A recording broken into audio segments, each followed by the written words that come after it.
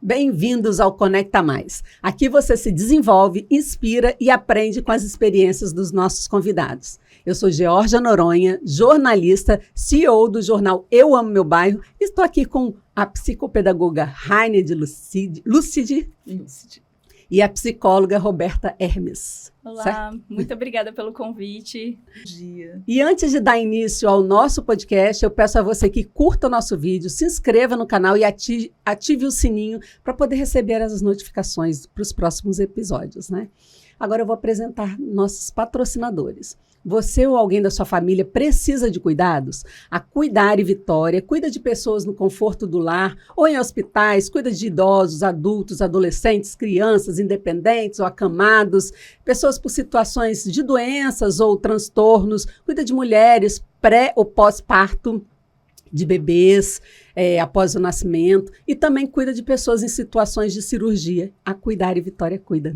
Se você busca serviços de contabilidade com segurança, a Casar-se Contabilidade é uma empresa localizada em Jardim Camburi e tem equipe capacitada e especializada para atender empresários de todos os ramos. Presta serviço também para pessoas físicas, MEI, pessoas que buscam soluções contábeis confiáveis. Então, a Casar-se Contabilidade cuida aí da sua empresa, né, do seu negócio. E nosso tema de hoje do podcast é: você tem TDAH, autismo ou outros transtornos? Então saiba como tratar, não é isso, meninas?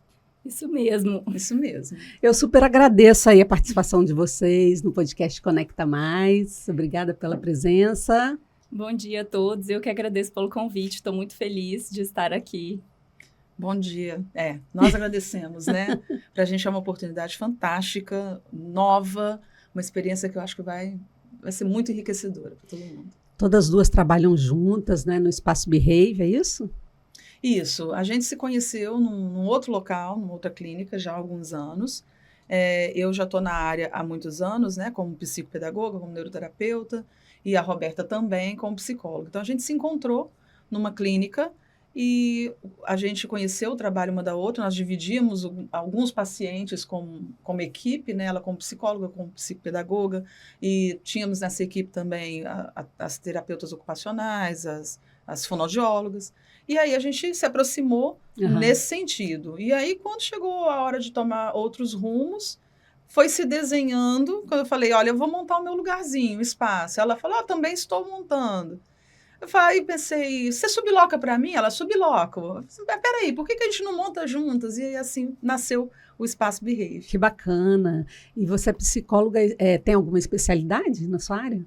Sim, eu sou psicóloga, né? Sou formada desde 2010, sou especialista, né, na análise do comportamento e pós-graduanda em neurociência e reabilitação cognitiva, né? Então, já estamos aí há um tempinho no mercado, trabalhando bastante, né, com crianças e jovens.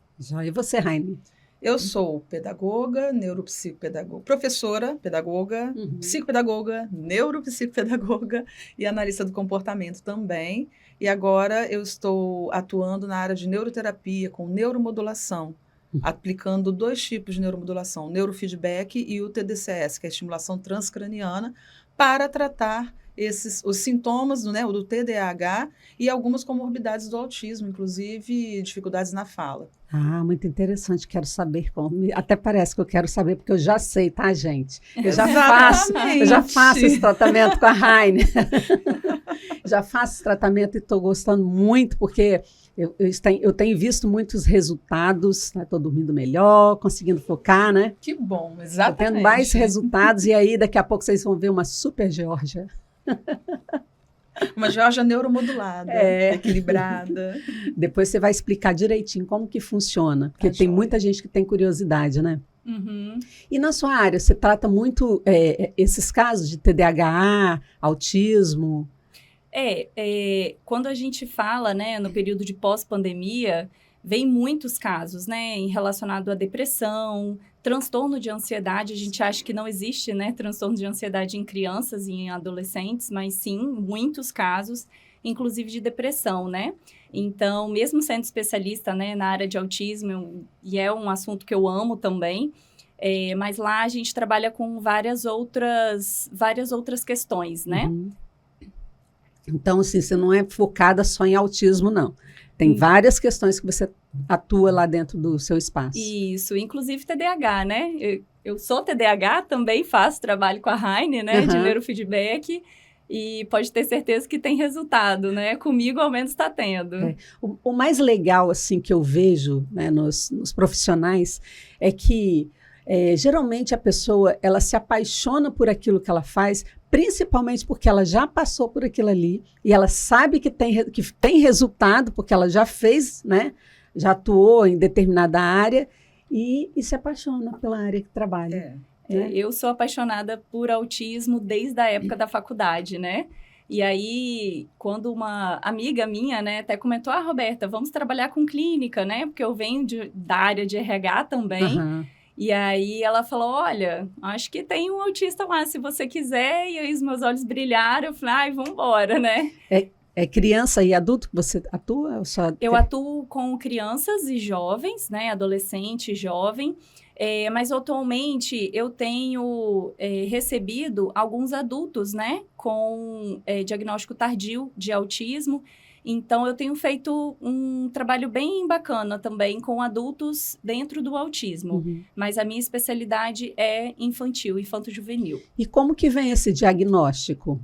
Então, pode ser, né, a partir de um médico, e aí a gente fala de ou pediatra ou psiquiatra infantil, né, no caso, ou se for adulto, né, no caso de psiquiatra adulto. E também pode vir a partir de uma sugestão, né, de uma terapeuta, de um psicólogo, né, ou a partir de uma avaliação neuropsicológica. E aí, nós podemos fazer vários tipos de testes, né, tanto da parte cognitiva quanto da parte de personalidade. E aí, muita gente não sabe, mas todos aqueles... não sei se você conhece o CID, né, que é o código de diagnóstico, né, ele tem a letrinha F na frente. Então, todos que têm a letrinha F na frente, o psicólogo ele pode fazer o diagnóstico, né, dele. E os outros, tanto o médico, psiquiatra ou pediatra. Ah, tá. Então, no caso, você também consegue detectar se a criança ou adolescente ele tem ou autismo, ou, né, ou TDAH, ou outro transtorno. Isso, exatamente. O que acontece é que muitas vezes, culturalmente, né, esse diagnóstico ele vem da área médica. Então, o que geralmente a gente faz é fazer a avaliação neuropsicológica, fazemos uma indicação de um diagnóstico para que o médico feche o diagnóstico, né? Mas se nós formos pensar em respaldo legal, o psicólogo ele pode fazer determinados diagnósticos, né? Entendi. É importante colocar que, principalmente o autismo, né? Mas alguns outros transtornos também que tem um espectro, tanto que é transtorno do espectro autista. Ele não tem, assim, uma característica, ele não tem uma caixinha fechadinha. Ele tem né? Ele tem um conjunto básico, que assim, tem que ter essas características, esses sintomas, mas também tem uma gama de diferenças, que são as diferenças como foi estimulado desde criança, o tempo em que foi descoberto, qual a equipe, se teve acompanhamento ou não, a própria família, o meio em que ele vive. Então, é bom que seja um diagnóstico multidisciplinar, que tenha a avaliação de profissionais que conhecem, que são especializados, para poder contribuir com esse diagnóstico. Que não seja um profissional que tenha olhado. Então, a neuropsicóloga, por exemplo, vai fazer uma bateria de testes, de avaliação, vai produzir um relatório. Um médico com responsabilidade vai olhar aquele relatório, Talvez a neuropsicóloga ou a psicóloga, né, vai falar assim, não, eu quero ouvir uma fono. Eu sei porque quando eu recebo crianças que a escola manda como psicopedagoga, que é uma avaliação psicopedagógica, porque está tendo alguma dificuldade, algum problema ali no aprendizado. Então, eu olho, faço as minhas avaliações e falo, olha, agora eu preciso que uma psicóloga veja. Porque essa área aqui tem alguma coisa que eu não estou sabendo identificar. Eu quero uma fono, que eu quero uma avaliação de uma fono, porque apresentou alguns resultados que podem ser uma dificuldade, pode ser algo cognitivo, pode ser da idade, mas pode ser algo da parte fonoaudiológica. Então, o diagnóstico de autismo, principalmente com os diagnósticos tardios, é muito interessante que seja multidisciplinar, que não seja apenas um profissional que olha e, ele faz isso, então tá lá. Acaba um profissional complementando o outro. Né? Sim, um ajuda no o momento outro do tratamento. Né? Porque cada um na sua área, né? Porque quando você fala de autismo, né, no diagnóstico do autismo, sempre tem a tríade, né, que ele tem o déficit, né? O déficit na questão da fala e da comunicação, então muitas vezes ele pode até falar no momento certo, mas às vezes a construção da frase, né, é diferente, ou às vezes ele não consegue entender figuras de linguagem. Então, assim, tem coisas bem específicas da área de fono que ela vai avaliar. Mas um outro ponto desse tripé é a parte da socialização, que o psicólogo iria avaliar muito bem, né?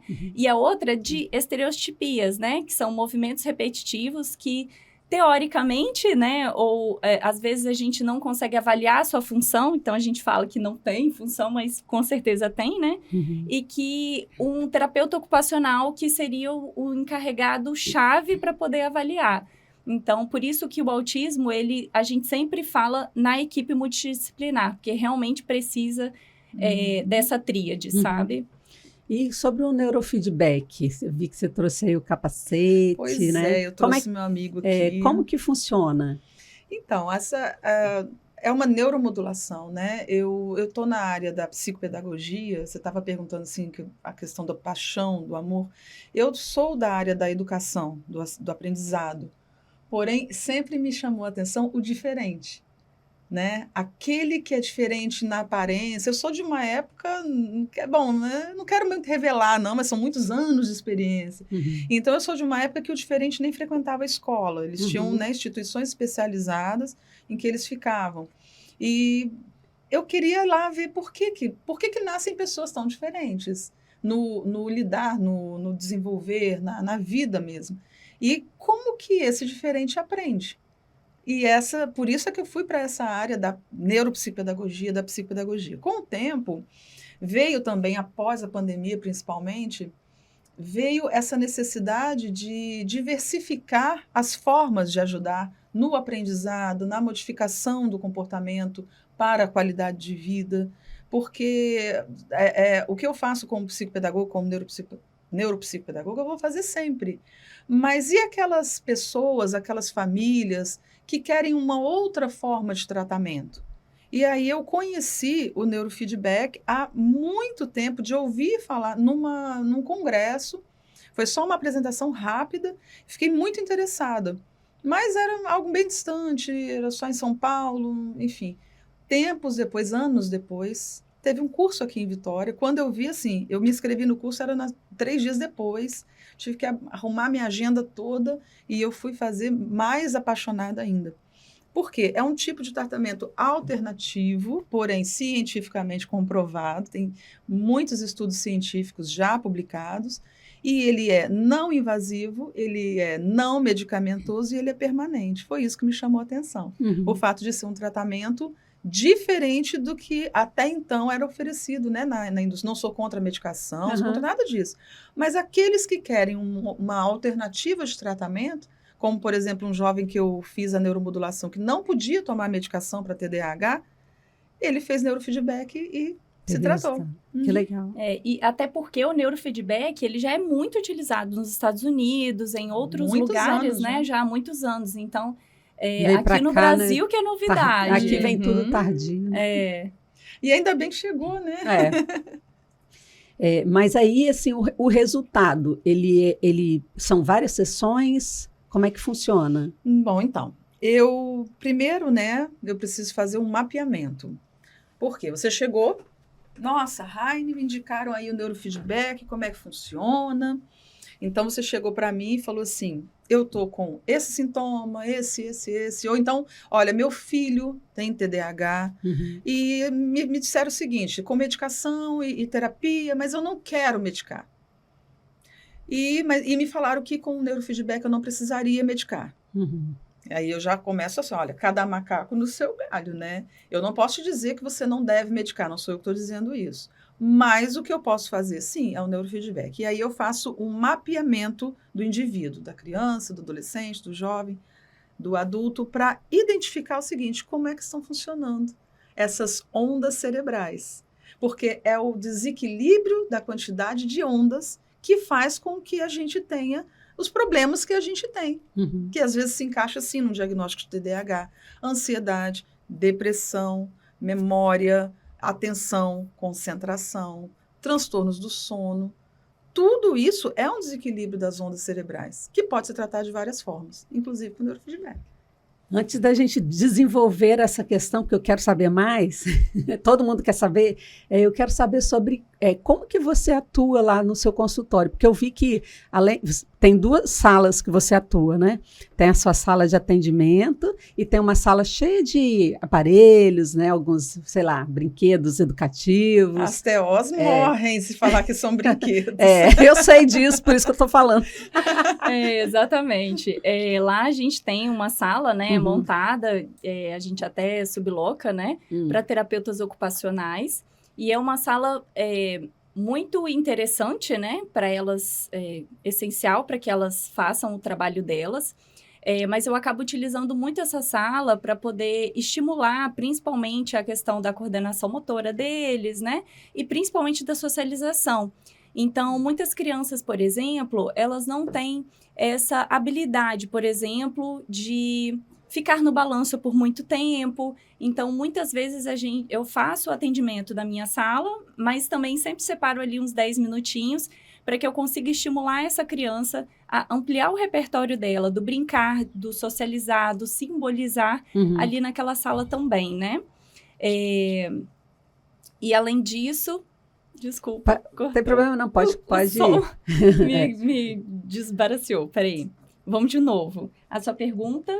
que se você atua nas 2 áreas ali, né? Nos 2 consultórios, né? Isso, exatamente. Então, eu trabalho sempre, inicialmente, né? Assim como a Heine, ela faz um trabalho de mapeamento, né?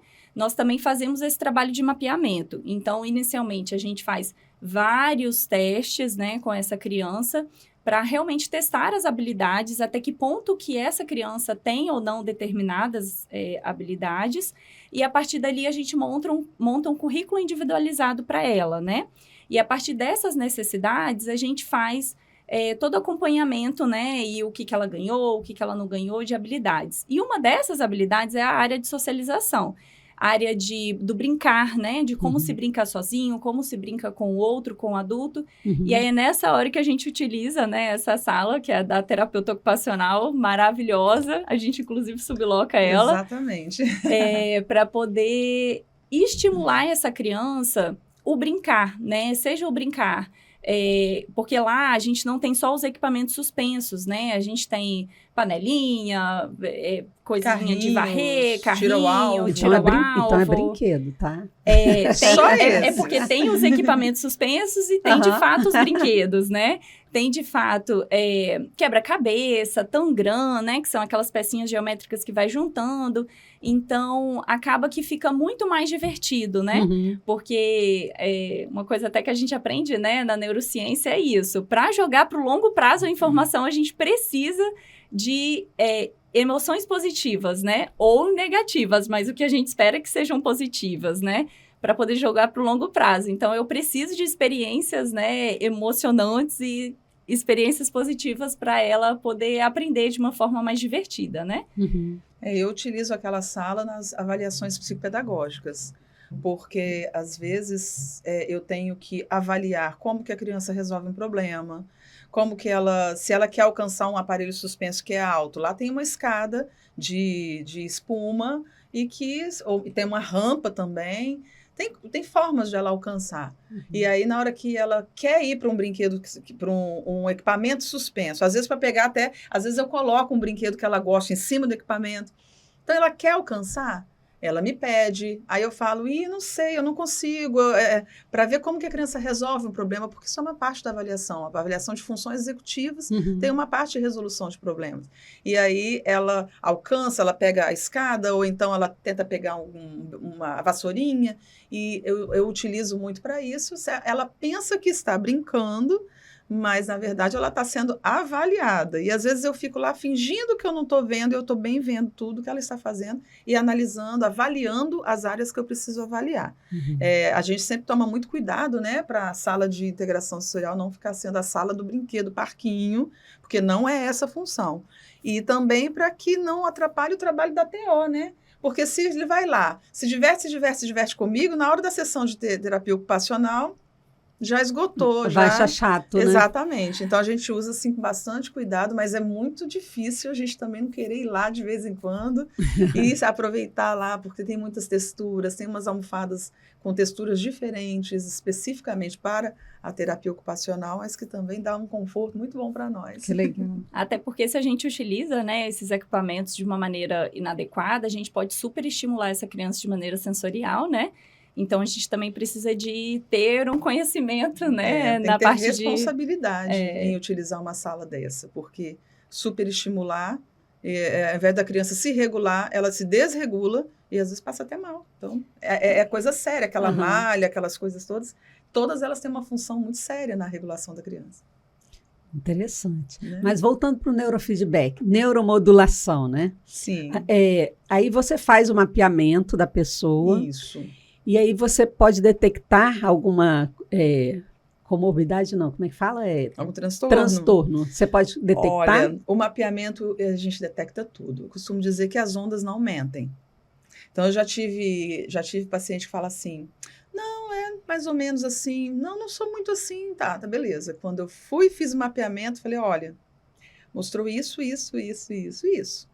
Aí ele, é que eu estava te testando, eu queria ver se isso realmente era verdade. Falei, as ondas não mentem. Por quê? Nosso cérebro, vamos para ter uma linguagem bem acessível, né? Não científica. O nosso cérebro, imagina que ele é uma rodovia, com a faixa de ondas de carros lentos, a faixa de carros de média velocidade e a faixa de carros de alta velocidade.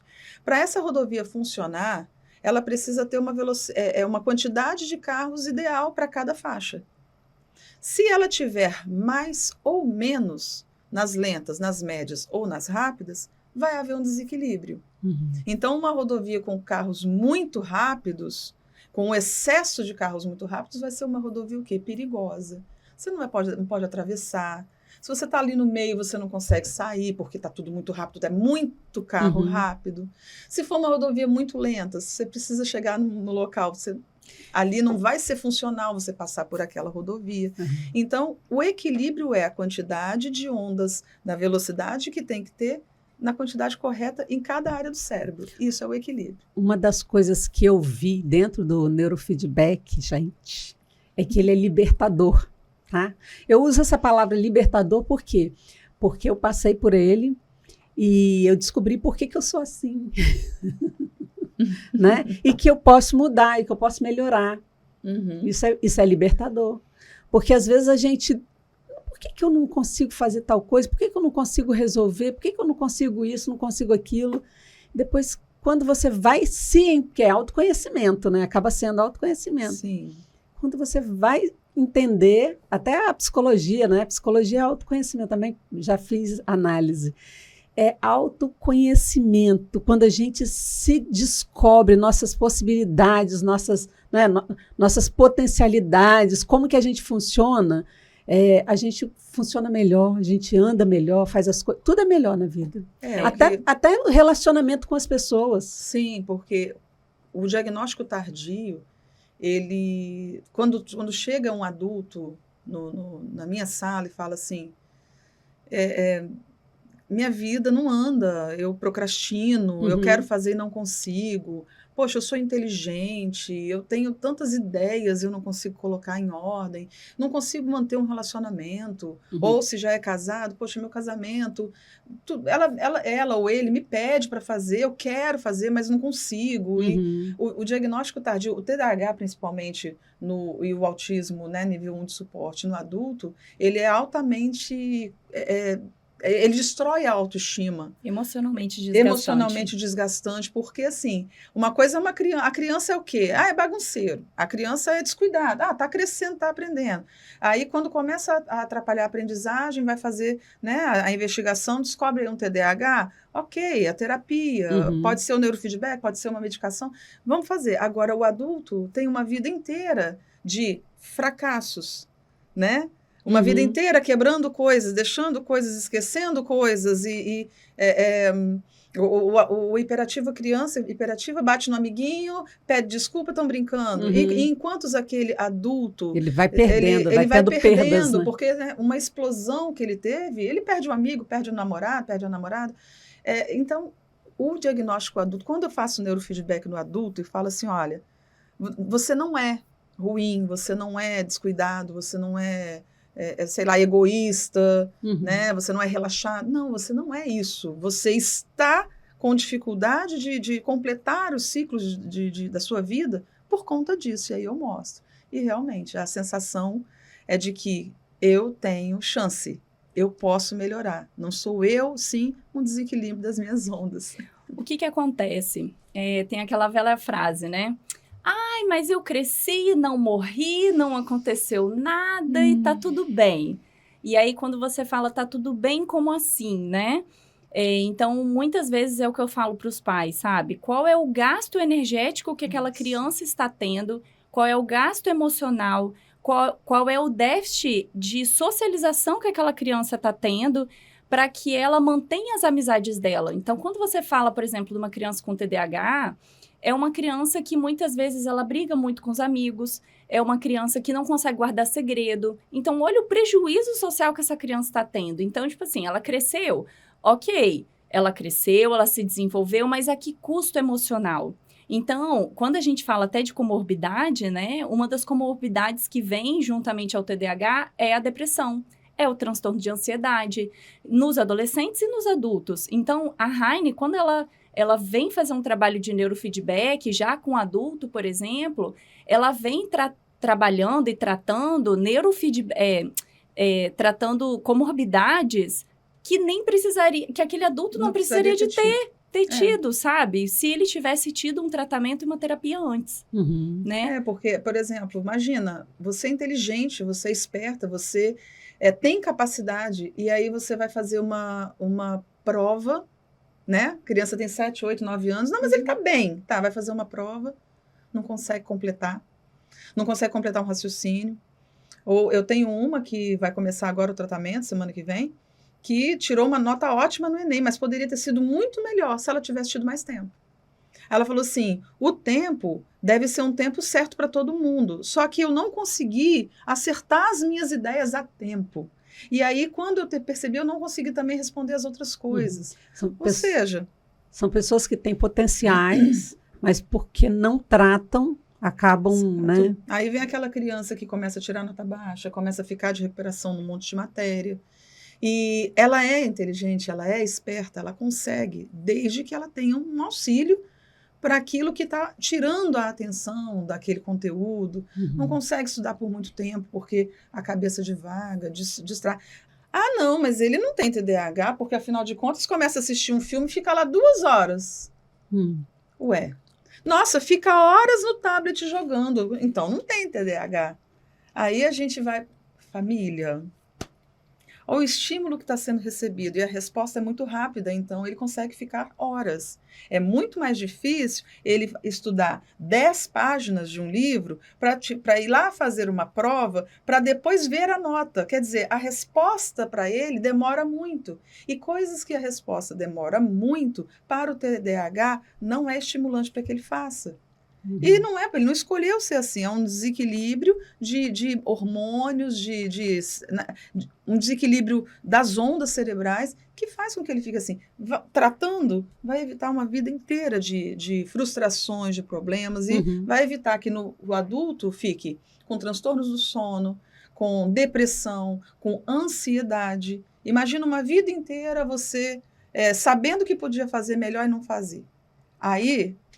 Quando você tiver uma entrevista de emprego, Você perde aquela oportunidade por ansiedade. Porque tanta coisa que você perdeu a vida inteira. Perde muita coisa. Né? Perde muita coisa. E aí eu falo, vem para cá que eu te ajudo. E aí, só para complementar, né, um exemplo, por exemplo, quando a gente fala de TDAH e também do autismo, né? Eles e nós, né? Porque eu também tenho TDAH. Uma capacidade de gerenciamento de datas e horários relacionados a calendário, né? Então, assim, quantas vezes eu marquei 2 coisas ao mesmo tempo, né? E aí, olha o prejuízo social que a gente tem perante isso, né? E aí, depois do neurofeedback, quantas vezes eu não precisei de ficar pensando, eu não posso esquecer dessa consulta, eu tenho que anotar na minha agenda, não, mas na minha agenda não é o suficiente, eu tenho que colocar no calendário, eu tenho que colocar no celular, eu tenho que colocar na geladeira, porque tudo isso pode ser ainda assim insuficiente para que eu consiga lembrar que eu tenho um médico naquele dia e é um médico super importante para mim, né? Então, quando a gente fala não só do neurofeedback, mas também da terapia, ajuda muito a ganhar estratégias também de como lidar melhor com isso, né? Uhum. E aí, quando você fala assim, mas por que fazer neurofeedback, né? Por que fazer terapia? Quando a gente fala de, muitas vezes, olha, você precisa de dormir bem, você precisa de criar uma base boa para que esses recursos, né, que a gente disponibiliza como neurofeedback, terapia, funcionem. Então, eu preciso de dormir bem, eu preciso de me alimentar bem, mas nem sempre é o suficiente, né? E às vezes é uma sensação de você ficar patinando no gelo o tempo todo como se nunca fosse o suficiente, né? Então, muitas vezes a gente precisa de medicação, sim, mas muitas vezes a própria terapia, o neurofeedback, auxilia muito a gente a ganhar estratégia de enfrentamento, né? Aí vem a pessoa e fala assim, por que você não anota na agenda? Porque eu esqueço de anotar na agenda. Exatamente. Ou anota e esquece de olhar, né? Exatamente. Olha, é muito complexo isso. Não, e aí, não é de propósito. E quando você sabe, é tranquilo lidar com isso, né? Quando você não sabe, e fica uma agonia, uma coisa, as pessoas cobrando, né? Exato. Exatamente. Exato. E a cegueira do tempo, né, que ela estava falando. Eu tenho 1 mês para entregar tal coisa, né? Se eu não tenho equilíbrio, se eu não estou me tratando, se eu não tenho ajuda, eu tenho 1 mês. Vai deixando, vai deixando, tenho um vai mês. deixando. Eu tenho Aí 1 mês. daqui a pouco eu tenho 1 dia. Não, daqui a pouco eu tenho horas. Porque como a gente tem, né, essa Nossa, questão... mas 1 mês, é muito. A cegueira do tempo, ela é real. Uhum. Eu preciso de 30 minutos para fazer algo. Eu vou começar a fazer faltando 5 minutos. Sendo que eu precisava de 30, só se dá para fazer com 30, mas o TDAH, ele pensa que com 5 vai fazer. Uhum. Mas já fez Se e não deu atrasa. certo. Já fez e não deu certo. Por que amanhã ele repete? Porque ele tem um transtorno. Que se não é tratado, ele vai continuar com a cegueira do tempo. Uhum. Porque se só por vontade ele conseguisse, então não é transtorno. Entende? E além disso, né, tem essa questão da administração do tempo mesmo, de achar que consegue. E também, por ter o córtex pré-frontal, né, ele é responsável por toda a parte de organização, por toda a parte de iniciativa para poder fazer, né? Então, se a gente tem um funcionamento diferente na parte do córtex pré-frontal, qualquer pessoa vai ter essa dificuldade de planejamento, vai ter essa dificuldade de ter o start inicial para fazer uma determinada atividade. Uhum. Então, tem a ver com a cegueira, da gente achar que consegue fazer naquele tempo. Tem a questão dessa dificuldade da iniciativa, que aí a gente fala de funções executivas. E também tem a questão de você achar que vai conseguir fazer. Pode ser que não consiga, mas o reforço, ele precisa de estar mais perto de você, o prêmio precisa de estar mais perto de você, ou a possível punição, né, de levar um 0, precisa de estar mais perto para que você tenha essa iniciativa de fazer, né? Porque quando a gente fala assim, Por que a gente trabalha muitas vezes, quando a gente fala de aba, né, trabalha com reforçador? Pode falar. O que é aba? O que é aba, né? O ABA, ele ficou muito conhecido, né? Ele sempre foi uma abordagem da análise, uma abordagem da psicologia, né? A gente sempre trabalhou com a abordagem da análise do comportamento, que entende que o ser humano é aquilo que ele se comporta, né? E aí, com todas essas necessidades que vem surgindo, né, na sociedade, a gente pensou, bom, por que não colocar essa teoria na prática e ver se dá certo? E aí surgiu a ciência da análise do comportamento aplicada. Aplicada a quê? À sociedade. E aí a gente conseguiu entender que, a partir daí, a gente poderia utilizar a análise do comportamento para trabalhar com o ser humano, né? De forma a ajudá-lo. Quando você fala da palavra aba especificamente, dentro do que a gente entende hoje num tratamento, por exemplo, para autismo, a gente precisa de entender que ele precisa de ter, no mínimo, de 10 a 15 horas de estimulação para entender que é aba. Senão, a gente pode colocar como ele faz um trabalho de consultório de análise do comportamento, né? Mas dizer que é aba, a gente precisa que se tenha de 10 a 15 horas de estimulação semanal. E aí, quando você fala assim, Roberta, então quer dizer que ele precisa de ficar 15 horas na terapia, dentro do consultório? Não é nada disso. Dentro dessas 15 horas entram a orientação parental, né? Como se aquele pai estiver estimulando aquela criança em casa, por exemplo. Eu dou muito esse exemplo, né? Uma coisa é você dar banho na criança, outra coisa é você dar banho na criança estimulando ela, né? Então, faz aqui, faz ali, e agora? Você vai fazer o quê? Né? Então, mediante uma orientação dentro da análise do comportamento. Orientação na escola, por exemplo, dependendo de como a AT, né, a acompanhante terapêutica ou a estagiária, tem trabalhado com essa criança dentro de sala de aula, também entra dentro dessas horas de estimulação, né? Que abarcam essas 15 horas semanais. E aí, a gente utiliza a análise do comportamento para poder fazer o trabalho com essa criança. No ABA, ele também precisa de ter o atendimento individualizado de 1 para 1, né? Então, se você entra num consultório onde tem 5 crianças e uma terapeuta... interessante colocar. O que a gente encontra muito, né, por aí. Em grupo. 3, 4, né? Enfim, a gente não poderia considerar a ABA. A não ser que seja um momento de trabalhar socialização, mas não é aba. Não, agora a gente está fazendo algo em grupo, eu chamei a Roberta junto com o paciente dela, eu estou aqui com o meu, vamos lá, em grupo. Beleza. Agora, ali eu não estou fazendo aba, eu estou praticando a socialização, posso até estar analisando alguma coisa. Aba é 1 para 1. Se por um acaso a gente for fazer um trabalho em grupo, o que pode ser excelente é a necessidade, né, a gente pode chamar de paciente, cliente, aluno, pode ter 15 pacientes, né, mas se tiver 15 terapeutas, é considerado aba, né, o que não pode seria 3 pessoas para um terapeuta só. Não é aba.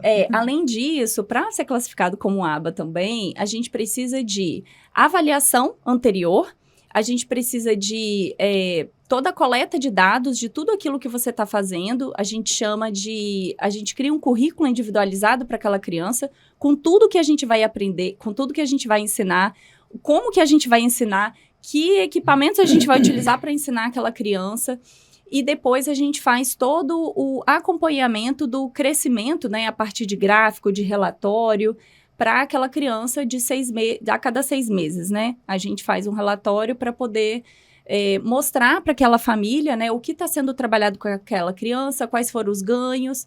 Então, tudo isso abarca o ABA. Nosso tempo está acabando, mas... eu também acabo fazendo aba no neuro. Mas antes de finalizar, ainda vou fazer uma perguntinha para vocês. Eu tenho um presente. Obrigada! Vocês, Adoro presentes. Um presente do Também. Confino. Confino é um que produto, é uma geleia de delícia. pimenta, tem antipasto de conheço. berinjela. Então, é o produto aí, é Confino Produtos. Pode Obrigada. seguir aí no Instagram, confino.produtos, acho que é isso. Confino.produtos e... eu já experimentei essa geleia. Essa geleia aí você pode aproveitar com carne, com peixe, com frango, com queijo, fica delícia. Na pizza. Confino, Nossa, muito obrigada. Eu aproveito, tá? Obrigada, adorei, eu já experimentei, é maravilhosa.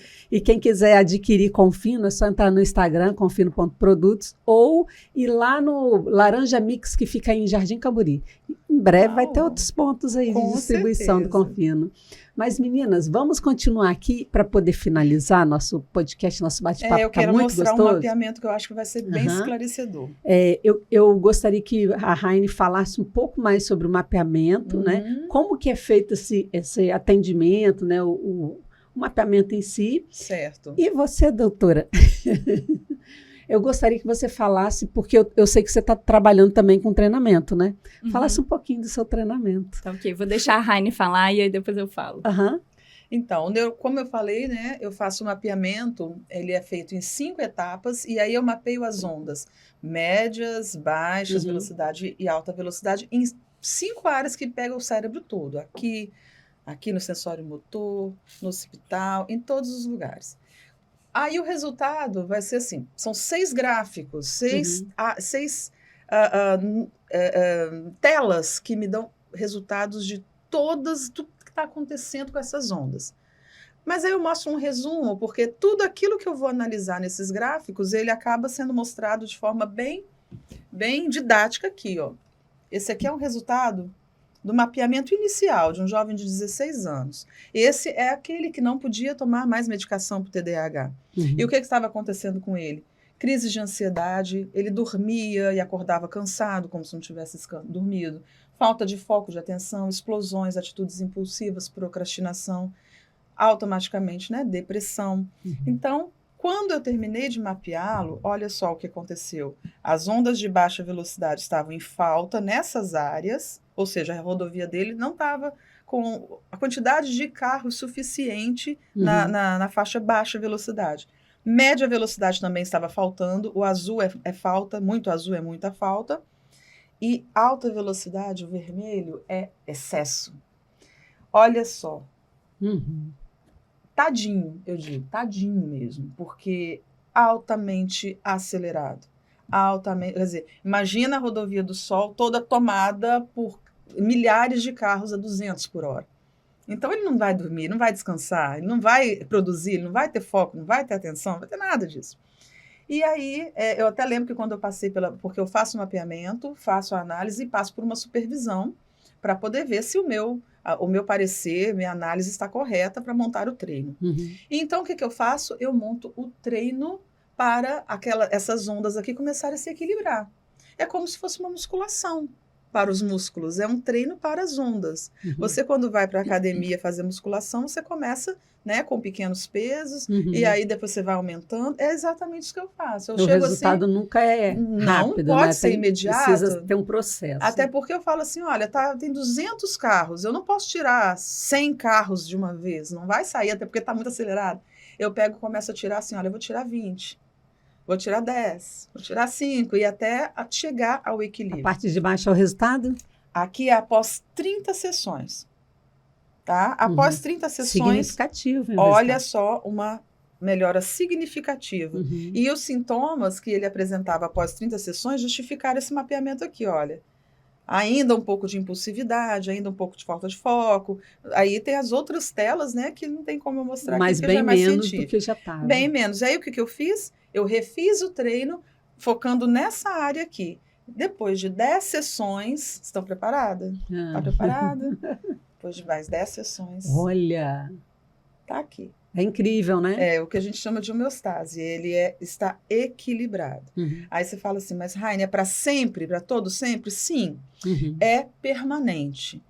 Porém, se ele voltar a hábitos antigos, se ele passar, porque tem 16 anos, a ter hábitos ruins, não tem uma dieta do sono, hábitos, nenhum exercício, ele joga futebol na praia, parar de fazer exercício, alimentação desregrada. Muito computador. Muito computador, muita tela, muita falta de um planejamento, de um compromisso. O que vai acontecer? Nesse ponto aqui ele não chega, não. Mas pode ser que daqui a algum tempo, 1 ano, 2 anos, 3 anos, ele volte para mim e fala, eu tô precisando de um pouquinho mais, Porque alguma coisa aí, de repente, mapeando, eu vou encontrar isso ou outro cenário. Para esse cenário aqui, ele não volta mais. Né? É como a musculação. Você chega num ponto de tipo. Você ganha memória muscular. Você ganha memória. Se você parar de fazer musculação, parar de se alimentar bem, você automaticamente vai engordar, ganhar uma gordura e tudo. Mas aquele músculo lá que você ganhou, você não perde ele totalmente. Nunca mais. Você vai ter a memória dele ali, você vai ter aquela parte ali para te lembrar que você um dia esteve numa boa forma. E aí, de repente, você volta para a academia, faz um treino e volta a ter a forma que você teve depois que você fez aquele programa. Bacana. Então, é assim que funciona. Em 30 sessões, sim, o neurofeedback, ele tem essa diferença do TDCS. O TDCS são 2 eletrodos e a gente faz, por exemplo, sessões bem rápidas e o resultado é bem rápido. A diferença é que o TDCS não trata o motivo do sintoma. Então, ele não é permanente. Você faz TDCS, daqui a pouco você está de volta no mesmo quadro anterior. O neurofeedback junto com o TDCS é que é o casamento perfeito. Joia. Tá? Nós temos 5 minutos. Tudo bem? Então, vamos lá. Mediante, né, toda essa cultura, né, de aba, que foi muito estimulado, né, enfim, muitos profissionais fizeram cursos muito curtos, né, de 40 horas, e aí fizeram com que eles tivessem práticas, né, não tão... com um conhecimento não tão profundo, né, digamos assim, a respeito do que seria o ABA, do que seria análise do comportamento. Imagina, a gente fica 5 anos, né, dentro da faculdade para poder estudar a análise do comportamento e imagina com um curso de 40 horas, né, dá um pouco de noção, mas não traz o conhecimento que, de fato, a gente precisa para poder atuar, né. Então, pensando nisso, eu criei, né, alguns cursos de ferramentas específicas para trabalhar com autismo, cursos de como estimular, né, crianças tanto com TDAH quanto com TEA, para fazer com que eles ganhem mais habilidades de uma maneira mais rápida e dentro dos parâmetros que é a análise do comportamento, né? Então, imagina, para que seja aba, todo mundo precisa de supervisão, inclusive eu, né? Então, não só a supervisão, mas também os cursos levam, né, para todos esses profissionais mais conhecimento para que culturalmente eu acho que eu sinto, né, que eu preciso de transmitir o que eu conheço, mesmo que seja um pouquinho, sabe? Para que essas crianças elas tenham um tratamento um pouco mais humanizado, porque muitas pessoas falam que aba, né, às vezes é domesticar e tudo mais, e na verdade não é nada disso. Não mesmo. Você pode fazer o aba de uma maneira muito humanizada, de forma sentida com o paciente, e eu acho que é isso que nesses cursos eu quero levar, conhecimento técnico, a prática e também como fazer isso, né, de uma maneira que seja carinhosa, que seja sentida pelo paciente, né? E além dos cursos, né, só para finalizar, eu trabalho também com supervisão, né?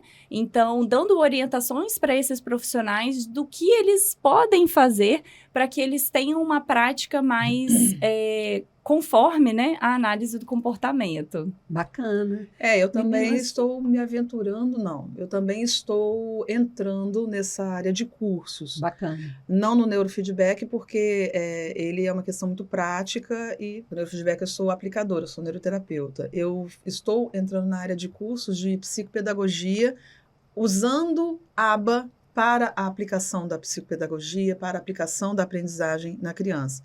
Porque ainda não tem, assim, sabe? Eu não encontrei ainda um profissional que realmente use ABA. Eu fiz a análise do comportamento, fiz a especialização, foram 2 anos de estudo. Eu não sou aplicadora de ABA como psicóloga, não é essa a minha intenção. A minha intenção é usar a psicopedagogia com a análise do comportamento para obter resultados e dar resultados. Bacana. Tá? Meninas, podcast finalizando, eu agradeço a participação de vocês. Super feliz com a presença de vocês, tá?